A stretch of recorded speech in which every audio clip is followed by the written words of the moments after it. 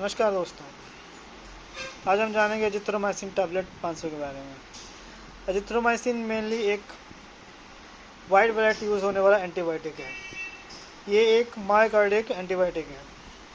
इसका मेनली काम होता है stop the growth of bacteria in the body. अब जानते हैं इस डोजेज के बारे में। तो जो बच्चा 6 महीने से कम होगा उसे 10 mg पर बॉडी वेट के हिसाब से दिया जाता है, और जिस बच्चे का वेट या 40 से 45 के बीच होगा उसे 400 mg पर डे, और अडल्ट में इसका डोज होगा 500 mg tablet once a day. तो अब जान लेते हैं हम इसके यूजेस क्या क्या हैं। इसका मेनली यूज़ किया जाता है बैक्टीरियल इन्फेक्शन में, जैसा मैंने पहले बताया आपको। दूसरा यूज़ किया जाता है इसका थ्रोट इन्फेक्शन में। तीसरा यूज़ किया जाता है इसका लाइम डिजीज़ में। चौथा यूज़ है इसका ट्यूबरक्लोसिस में। मेनली डॉक्टर इसे लिखते हैं क्योंकि ट्यूबरक्लोसिस एक अपर रेस्पिरेटरी ट्रैक इन्फेक्शन है।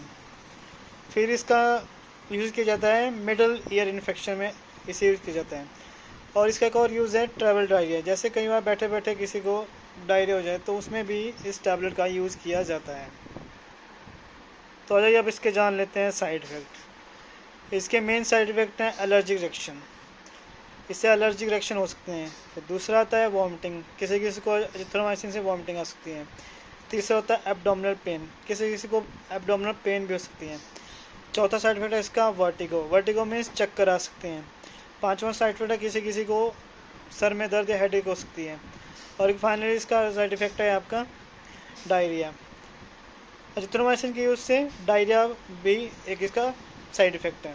अगर आपको ये साइड इफेक्ट दिखते हैं तो आप इस टैबलेट को खाना बंद कर सकते हैं और डॉक्टर से या फार्मेसी से कंसल्ट कर सकते हैं, या अपनी दवाई को चेंज करवा सकते हैं। अब बात कर लेते हैं प्रिकॉशन की। तो जिन पेशेंट को लीवर या किडनी की डिजीज़ हो तो उनके लिए एजिथ्रोमाइसिन साइड इफ़ेक्ट कॉज कर सकती हैं।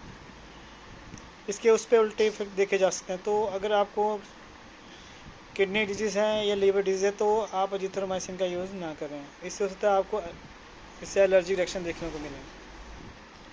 तो अब बात कर लेते हैं कॉन्ट्राइंडिकेशन की। अगर किसी पेशेंट को हाइपरटेंशन है तो उसे एजिथ्रोमाइसिन नहीं दी जाती,